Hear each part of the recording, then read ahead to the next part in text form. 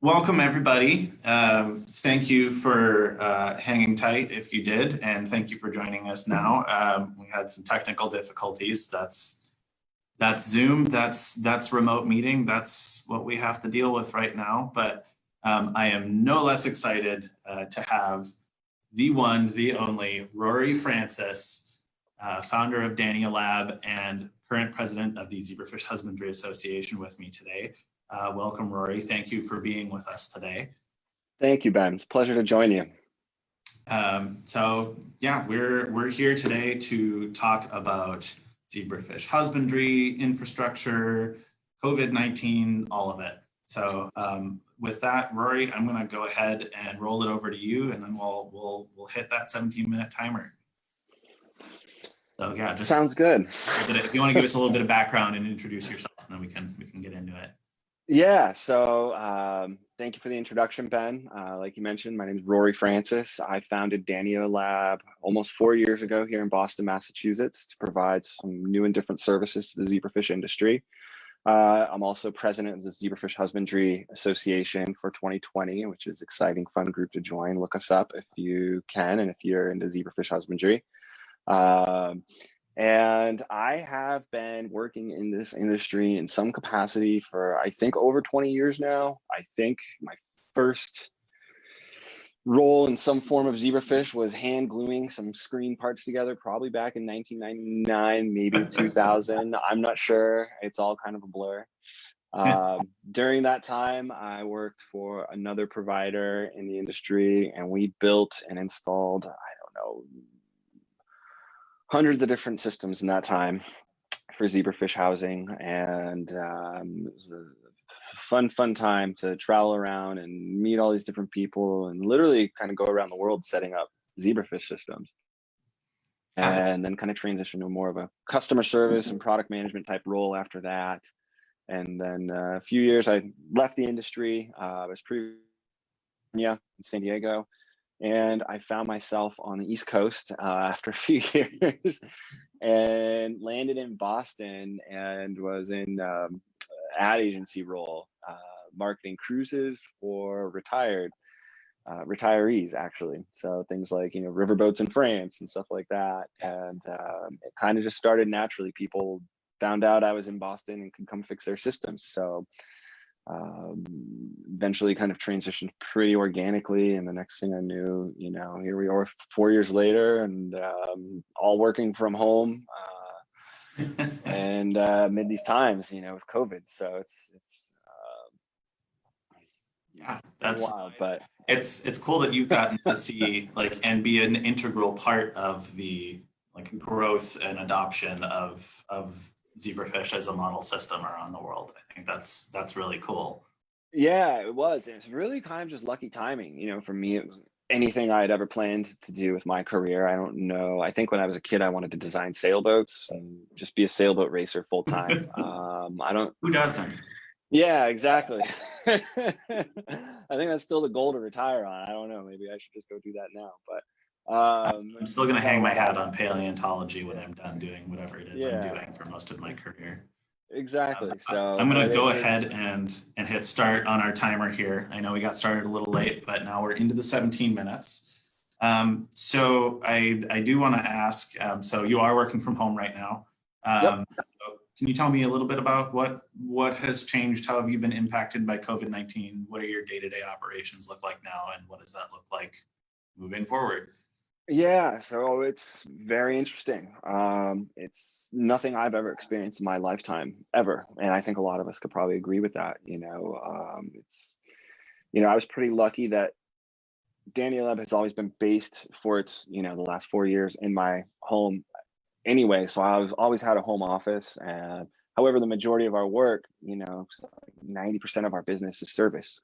So that means is I'm primarily on site, and I went from working on site, servicing, repairing, upgrading, doing different things with systems, anywhere from 4 to 6 days a week, traveling, 50, 70 something flights a year to nothing. I shouldn't say nothing, but we still have a few clients that we're working here with in Boston, but it's changed. So, as most of the zebrafish labs are designed, they're not designed for social distancing. The aisles and rows are all very tight, and there's a lot of pinch points of getting in and out of the facilities. And so, with that said, a lot of the labs themselves have had to split shifts or do different things to help keep their people separated. And each institution's dealing with it on their own, and state by state it's different, city by city it's different, and so we don't have any cohesive thing that I've seen across the nation, which I'm sure a lot of us have felt. And so I'm kind of gearing up actually that our maintenance activities will probably, new normal might be we're second shift or third shift. So right now the few labs that we're working on, we're primarily going in after hours. So I'm getting there, depending on the client, 5, 6, on a Monday through Friday. Maybe I can get in on the weekend and do, noon to 5, or maybe the client, the facility's out by 1, so we can get in the afternoon. But I'm really kind of mentally preparing that that's going to be the new normal for us, is second shift and third shift activities. And then I was talking with some institutions a little south of us down the Eastern Seaboard this morning. And, we're gearing up for some work that we've scheduled for June. And, basically we figured out a plan to make that all happen, and that it is essential, and that we get the necessary waivers from the institutions so that we don't have to, quarantine in place going down, because it's just, I can't, it's hard to justify a 2-day service visit in a different state and have to also do a 14-day quarantine. So it's trying to figure that out, and we're really small. We don't have a big corporate parent or a big, to figure that out for us. It's kind of all up on me to sort through all that stuff and figure out billing. Luckily, I think everyone's been a dream to work with, as far as, we're all in this together. And we're just going to take it bit by bit. And I think it's just been overly important to kind of overly communicate, back and forth, and have those discussions, from the institutions and the staff there to myself, and making sure that, we're adhering to all their rules. So it's kind of, sanitize in and out of Ubers, and masks all around, and sanitize in and out of fish rooms, and get their text, hey, we're going into this fish room, all clear. All right, we're done working in there. We're leaving that fish room. We're handing it back over to your staff. So if, a researcher or husbandry person needs to get in there, and doing different things like that. And every fish room is built different. So we can't even do at the same institution the same things for each fish room, because, we might be lucky enough to have a dedicated equipment room, and I can go hide in there and do the things I need to do. The filtration system might be in the middle of the room, and, at the pinch point where, if I'm working on something, no one else is going to be able to get by or in and out of there, with safe social distancing. So it's trying to just figure it all out, and it all changes so fast, and it's state by state. And, I'm sure you've probably seen it's everyone's scrambling, and It's tough. I think it's getting better. Plan, right? Yeah. So it's a different problem we're trying to, solve, just to get in and do the work that, we're supposed to do. So it's a new challenge. It's definitely impacted, just getting projects. Some projects we had in place for several months, and they're just on hold indefinitely. That's different universities saying it's, the expansion of a lab is non-essential. So that's it. It's, you can deliver the equipment, and we'll figure out in 5 or 6 months if we're going to set it up or not. So that's the answer in a lot of cases, right? It's just, we have to wait and see. We don't know. We don't have the answers. I do feel like the zebra, one advantage that the zebrafish community may have over other research communities, is that we are rather close knit. And I feel like that's a big benefit when it comes to communication and sharing of resources and plans. You've been leading the Zebrafish Husbandry Association meetings on Friday. If you guys haven't seen that, you should go on over. Join us. Get that information. If you want to contact us, contact Rory, whoever, we'll get you there. But I'm excited to finally participate this Friday. Yeah, no, we'd love to have everyone. Unfortunately, just there's some rules around. So this all kind of just started again organically. I think it's the last time I saw Chris Lawrence in person, it was right before we were gearing up for kind of all these shutdowns. And he said, we should start, we were just talking about how can we help people. And he's, I'll just start a Zoom meeting, on Fridays. And that's basically it.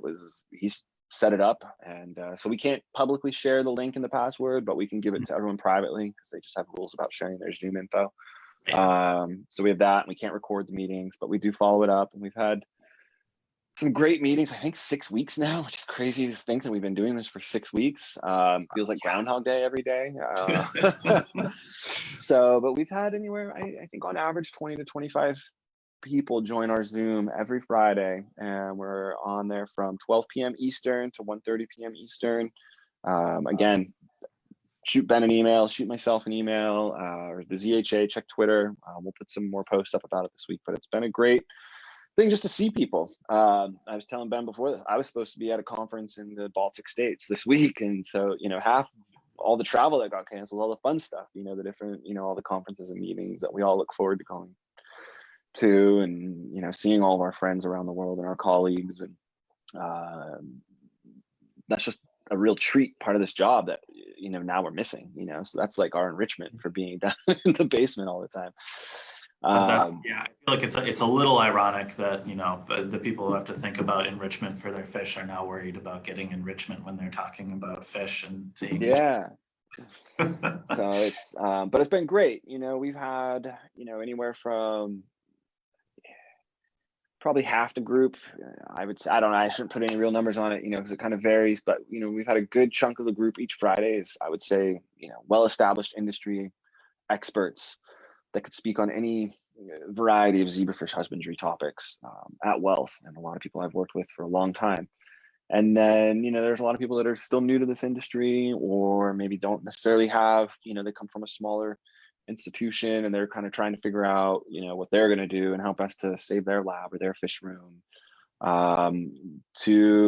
Unfortunately, I heard of an incident where I forget where it was, but there was they lost all their animal care staff temporarily due to, they were out sick with, I don't know if it was COVID or other things. But they had no animal care staff left, and they're like, all right, well, how am I going to feed my fish? And how often do I need to feed my fish? So, we've been lucky to have some of my other ZHA colleagues have been great. So I think pretty much most of us on the board have been on every Zoom call, and some come from different bigger institutions where they've got some great plans put in place. So we've all been able to kind of share that freely. And I think, like Ben said, the community is one of the best things we have, I think, especially for a time like this where, science Twitter has been like the only positive thing I feel like that you can go look at on social media lately. People helping each other out, or even just joking, or pictures of kids on Zoom, different video calls. Everyone's trying to figure out homeschooling and stuff like that. So it's great to see the community come together, and it was something we didn't know if it was going to be helpful or not, but we're basically planning on continuing it on a rolling basis for the foreseeable future, at least through this. It's people that maybe we didn't necessarily get to see all the time or chat with, whether at conferences, and, it's a lot of webinars coming up. And so, I think that's one thing the ZHA is a great resource for, is trying to kind of keep people up to speed with all the different things going on. There's some other ALAS webinars. There's different ones from Philasa over in Europe, and IZFS. That was another thing that we partnered up with IZFS to get our ZHA members access to their webinars. So that would be a great thing if we could kind of keep sharing between these different organizations and, unite our groups together.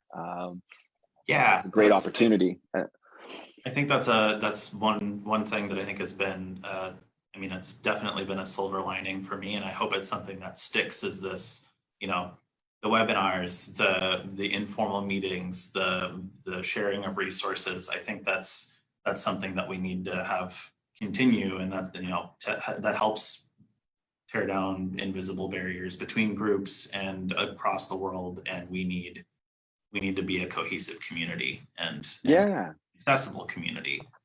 And I think there's a lot of positive,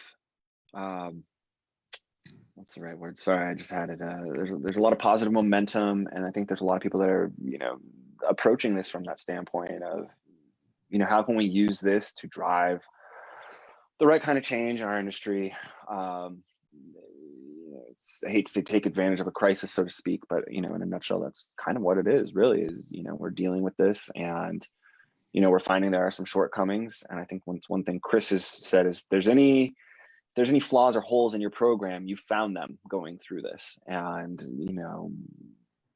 supply chain, there's just so much that goes into running a fish facility. It's the biological system and the equipment required to maintain its life is intrinsically, probably, I would say, the most complicated in all of animal welfare. I think just the level of sensors and monitoring and filtration devices that we have is much more complicated and much more